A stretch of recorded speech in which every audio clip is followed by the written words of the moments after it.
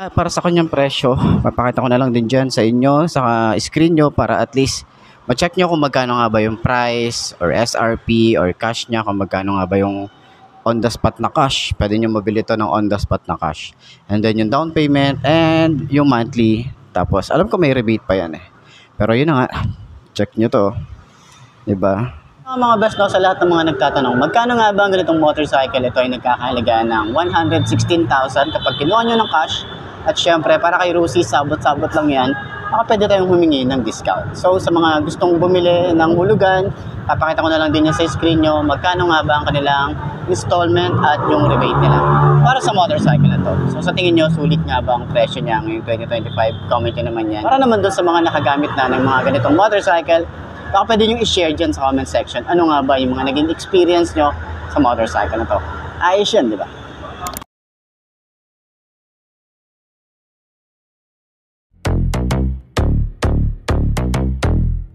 Watch out for her dark side. Yeah, she got some sharp eyes. See her for the first time. Never let her out my sight. I just wanna stay up. Look at you, all made up. Dirty thoughts are seeping into my mind. I can't wait up. Ooh, she looks so good, got me straight in the mood. She read that room, she know just what to do.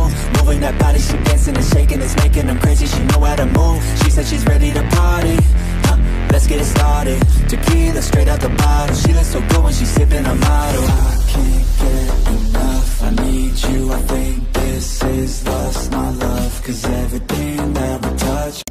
Alright. Unang upo para sa Tempest 250 EFI. Hindi ako sure kung abot ko siya, pero sana abot natin para at least, diba? FYI nga pala, medyo mabigat itong motorcycle na to, pero mukhang abot naman natin. Ayun o, mukhang abot naman natin, pero tingkayad, pasubsob. Kita nyo naman yung datingan natin dito. Pero pag naitayo nyo na siya, gumagaan na siya eh. Pero ganyan na itsura natin dito. Sobrang subsob pala na ito. Nakakangawit pala to sa ano, sa long ride. Yun lang yung ano natin dito. Sobrang subsob tayo. Pwede tayong ganyan, no? Diba? Kahit dito pwede ka nang mag ano eh, ma-push up eh. Turning radius, syempre pang big bike na yung datingan na ito, talagang medyo mahihirapan tayo rito na iliko or mag U-turn. Pero ganyan yung tsura natin, no? Pogi natin dito, boy. Mabigat yung motor kapag tinutulak mo siya abante or atras, medyo mabigat siya. Pero pag tinayo nyo siya, ayan o, diba? Siguro masasabi ko lang dito, additional na features, ABS or combi brake, maka naman, diba? Pero mas okay kung ABS para sa ganitong category. 250cc, murang-mura sa Skygo nyo mabibili. Okay sa Skygo, Baliwag or sa any branch ng Skygo, mabibili nyo ang Tempest 250 EFI ng Monarch. So ayun na nga, pinakita ko na sa inyo yung price, contact number. Puntahan nyo na lang dito sa pinakamalapit or pinakamalapit na Skygo branch dyan sa lugar nyo. Ayos na ayos yan. Grabe ah, sarap ah.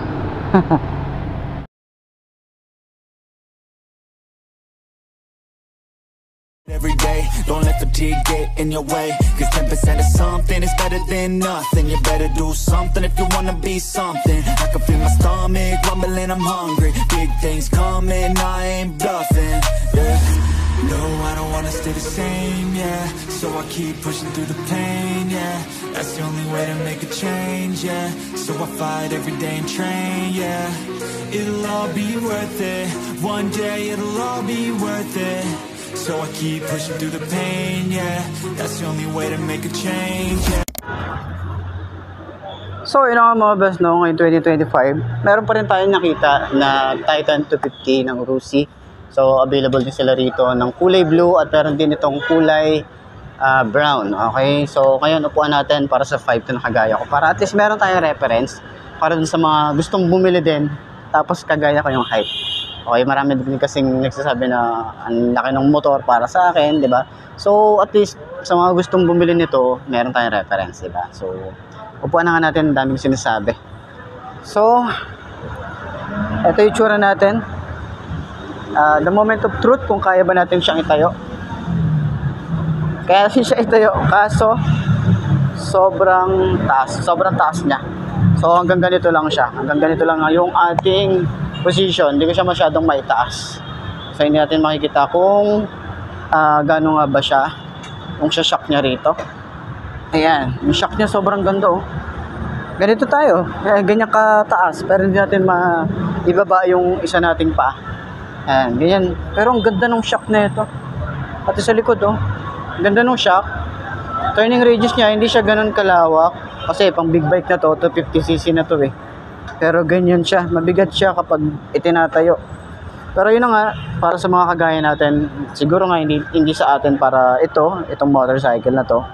Pero kung gusto niyo naman na, kayo na bahala kung talagang ito yung gusto niyo at dream bike niyo naman to, kayo na bahala dyan, okay?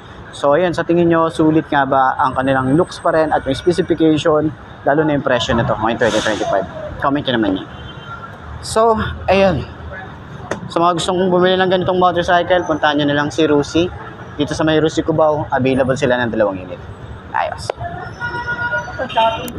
So, ayun na nga mga best, no? Ito na ba ang motor na babagi sa'yo? Kung ito na nga ay markahan mo na at mag-subscribe ka na sa aking YouTube channel, i-click mo na rin yung notification bell para updated ka sa lahat ng videos na upload natin. Dito araw-araw sila kitatandaan, wala sa brand ng motor ang itatagal yan. Kundi na sa pag-aalaga mo yan, tatagal yan, ayos na ayos yan. So, kita na lang ulit tayo bukas. I'm Mark Lee. Ciao. Maraming salamat sa inyo. Kabush. Haha.